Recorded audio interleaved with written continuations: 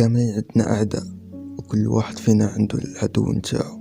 ولكن في الحقيقة بين أي واحد بينه وبين راسه كان أصعب عدو اللي هو أنت. الصراحة أوسخ شخصية هي أنت ولا أنت، وحتى أنا أوسخ شخصية بالنسبة لي هي أنا. كل يوم في الصباح كتنوض على أسوأ عدو يمكن تواجهه في حياتك كاملة. ديما كتشوفه في المراية في الصباح. علاش انت هو العدو ديال راسك؟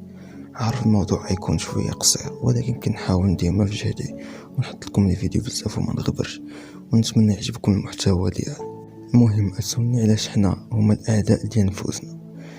الداخل ديالنا كاين جوج اصوات. الصوت الاول كتسمعو انت والناس اللي معك. واحد الصوت كيتميز بانه باغي يدير بزاف نتاع الحاجات، مثلا انه يضمن مستقبل زوين، يدير العاقة او يوصل لهدف معين. والصوت الثاني كتسمعو غير انت، ونقدر نقول بلي هاد الصوت هو اللي مخليك ديما اللور ومعكاز وما قادر دير والو في حياتك.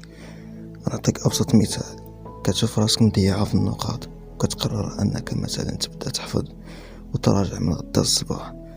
ولكن المفاجأة ماشي هنا. المفاجأة فاش غادي تبغي تفيق وتبغي تحفظ، هنا الصوت ديالك يدير هنا الخدمة نتاعو اللي هي يخليك ديما اللور وما داير والو في حياتك.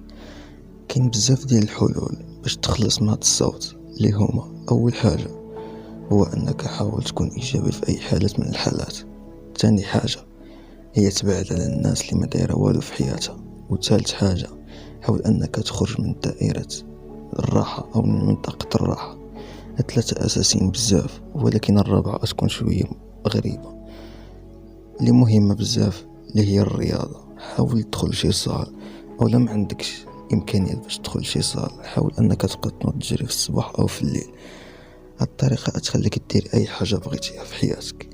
الرياضة كتخلي الانسان ديما يكون حيوي وناشط، وكتحس براسك قادر دير اي حاجة وتوصل لاي حاجة.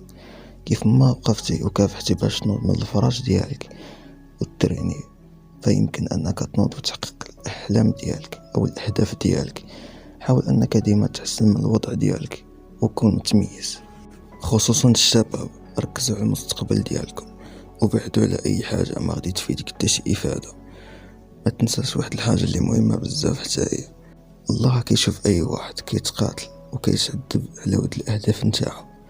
يعني بدا تقاتل وتعذب على الاهداف ديالك، يعاونك الله ويقف وتوقف معك الدنيا والحياه. حتى شي واحد ما كيوصل داكشي اللي بغا كيوصلها بارد، دائما كيتقاتل وكيطيح وكينوض كيطيح وكينوض بزاف ديال المرات. فحاول انك تكون مستعد لهادشي.